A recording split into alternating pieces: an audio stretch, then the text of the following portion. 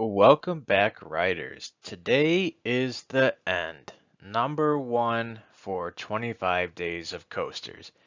If you know me, I am sure you figured out what my number one was after seeing that Ride to Happiness took number two yesterday. If you don't know me, you might be a little surprised. But for the third year in a row, my favorite roller coaster is Maverick at Cedar Point.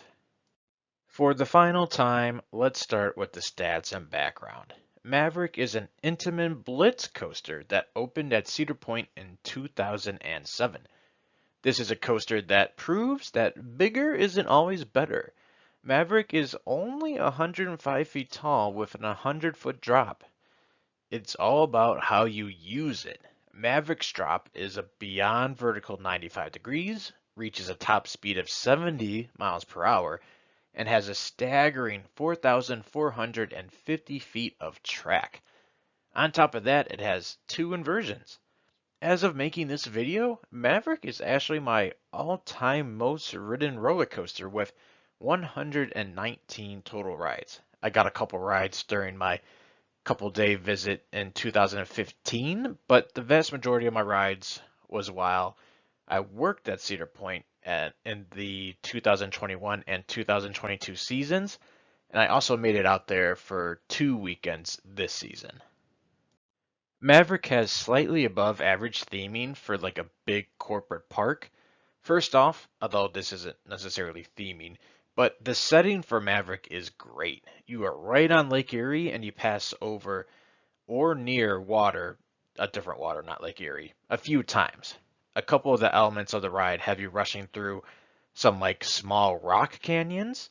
There's a little effort by the main launch where they have like these railroad crossing noises going off alongside some flashing lights. I don't think the theming for Maverick is really noteworthy, but nonetheless, it does have a little bit. Maverick starts with a launch lift hill, but don't get too excited. This is not the same type of launch as Lightning Rod or like Incredible Hulk for like a launch lift hill. I would say this is hardly a launch at all, really. It's just like a above average speed lift hill. I would say it feels even slower than the lift hill on Skyrush, and Skyrush is not even a launch lift hill.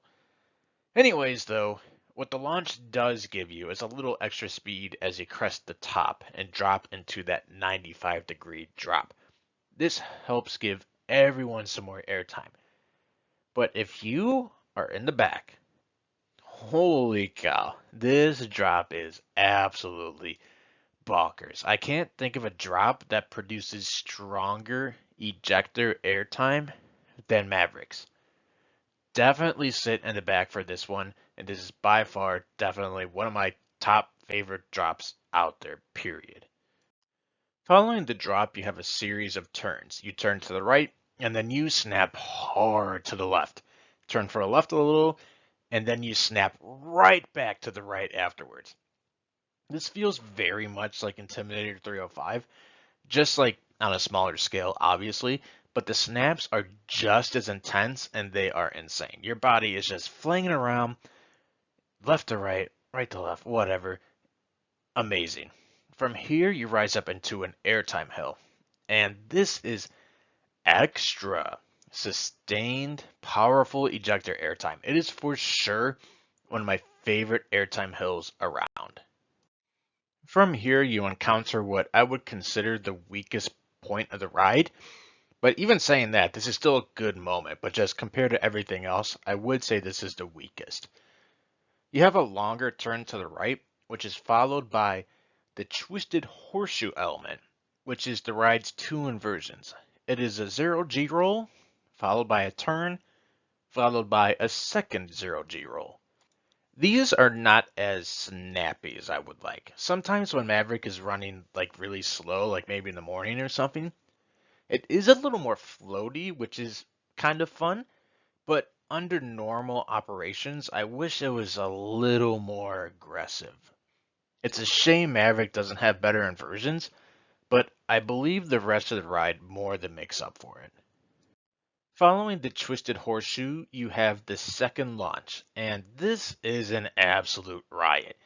I think there are some better launches out there for sure, but out of any coaster to make my 25 days of coasters, this is my favorite launch. And this might be my favorite rolling launch ever, although that's kind of like, this isn't exactly a rolling launch. You slow down a lot before this launch starts, but anyways, different story, debate.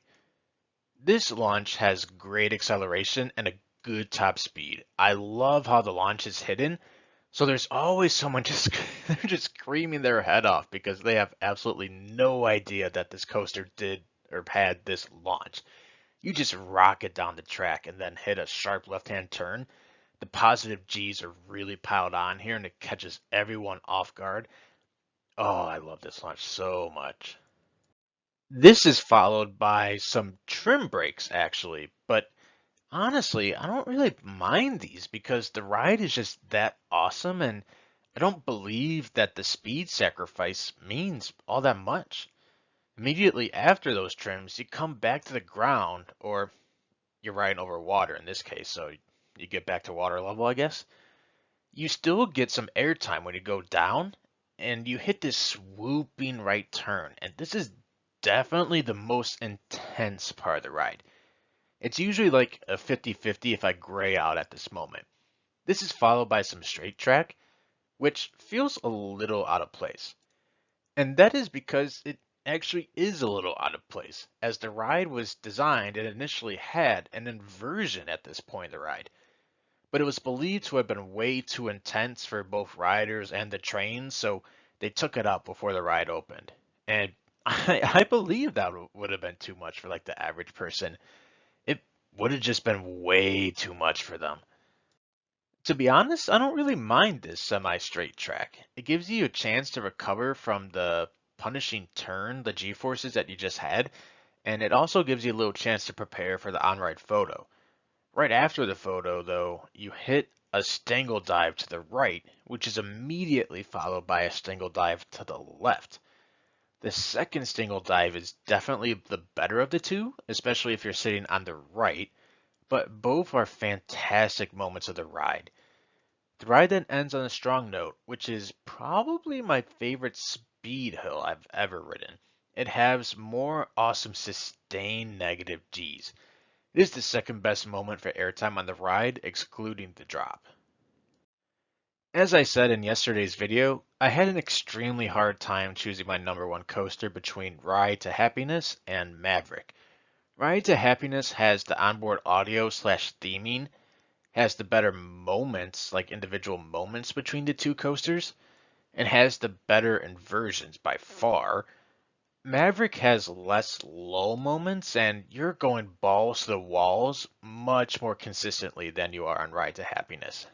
And as you know me, I'm a sucker for launches, and I am taking Maverick's launches every day of the week over Ride to Happiness.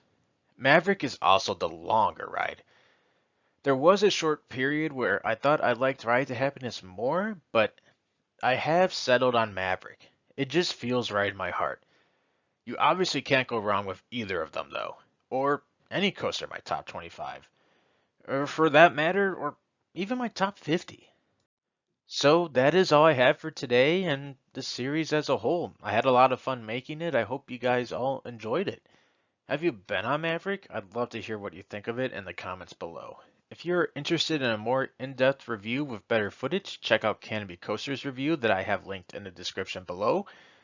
To end out the year, I will be posting a few recap videos for 2023, so if you're interested, stay tuned for those. Thank you for joining me on this series. Push down, pull up, exit to the right. Hope you enjoyed the video, and go have your greatest day yet. Choo choo bye.